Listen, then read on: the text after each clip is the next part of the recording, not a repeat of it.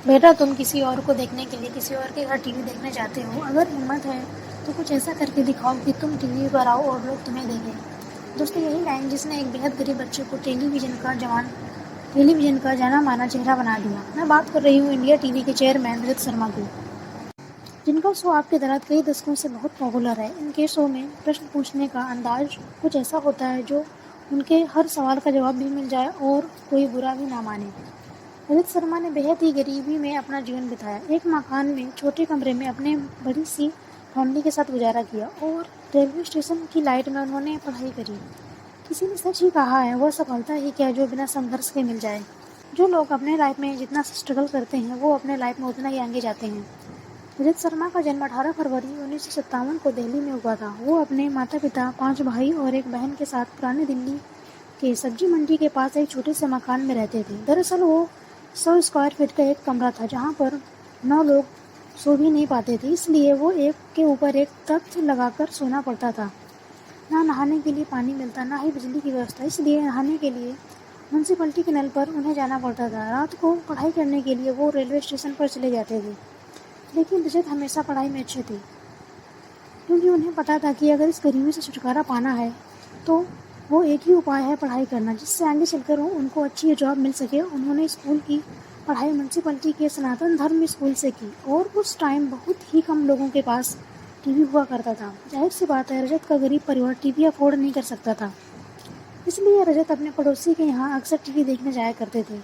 लेकिन जब एक दिन रजत शहीद मूवी देखने अपने पड़ोसी के यहाँ गए, उन्होंने घर का दरवाज़ा बंद कर लिया। रजत निराश होकर अपने घर वापस लौट आए और यह बात उन्होंने अपने पिता को बताई। तभी उनके पिता ने कहा, बेटा, तुम किसी और को देखने के लिए लोगों के घरों में टीवी देखने जाते हो। अगर हिम्मत है तो कुछ ऐसा करके दिखाओ कि तुम टीवी पर आओ और लोग तुम्हें देखें। बस फिर क्या था, रजत ने यह बात अपने मन में ठान ली। मैं कुछ न कुछ करके ज़रूर दिखाऊंगा। आगे चलकर रजत ने करोल बाग से पढ़ाई करी, जहाँ पर वे पैदल जाया करते थे। लेकिन जब कॉलेज की पढ़ाई की बारी आई तो उनके पास पैसे ही नहीं थे कि वो अपने कॉलेज की फीस भर सकें। तभी उनके सीनियर अरुण जेटली ने हेल्प की और रजत ने भी बच्चों को ट्यूशन पढ़ाना शुरू कर दिया था। और मैं जिस अरुण जेटली की बात कर रही हूँ वो मौजूदा समय में भारत के फाइनेंस मिनिस्टर भी रह चुके हैं। कुछ इसी तरह से रजत ने Shri Ram college of e commerce से अपनी ग्रेजुएशन और पोस्ट ग्रेजुएशन कंप्लीट की और साथ ही अपने कॉलेज के दौरान जयप्रकाश मूवमेंट से जुड़े थे, जिसकी वजह से इमरजेंसी लगने के बाद उन्हें कुछ महीने बिहार के जेल में बिताने पड़े। हालांकि कॉलेज कंप्लीट करने के बाद वो जॉब की तलाश में लग गए। तभी उनकी मुलाकात हुई जर्नलिस्ट जनार्दन ठाकुर से, जिन्होंने उस समय आनंद बाजार पत्रिका छोड़ी थी और preparing to write syndicate columns लिखने की तैयारी कर रहे थे।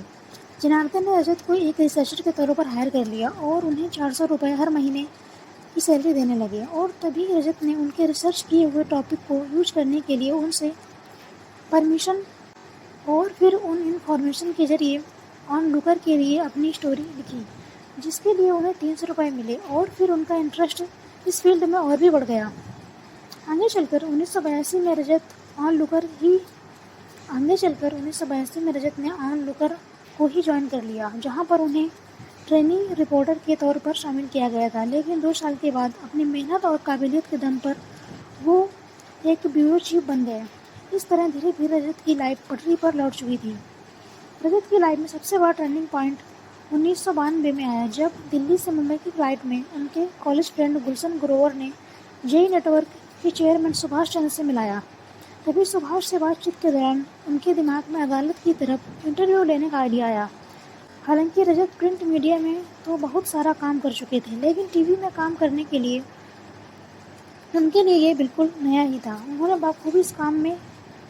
बाखूबी इस काम को अंजाम दिया और फिर 14 मार्च 1993 को आपकी अदालत का फर्स्ट एपिसोड टेलीकास्ट हुआ, जिसमें लालू प्रसाद यादव गेस्ट थे। उस समय लालू प्रसाद यादव की प्रसिद्धि चरम सीमा पर थी। यहीं से धीरे धीरे करके ये शो इतना पॉपुलर हुआ कि रजत शर्मा एक स्टार बन गए और फिर आगे चलकर 2004 में उन्होंने खुद का न्यूज़ चैनल शुरू किया। हालांकि शुरुआती दिन उनके लिए काफ़ी बुरे रहे, यहाँ तक कि उन्हें अपनी प्रॉपर्टी बेचकर एम्प्लॉय को सैलरी देनी पड़ी। लेकिन अपनी स्ट्रेटजी में बदलाव लाने के बाद इंडिया टीवी बहुत ही जल्द देश के सबसे बड़े न्यूज़ चैनल में शामिल हो गया और रजत शर्मा ने आपकी अदालत अपने चैनल पर ही शुरू कर दिया।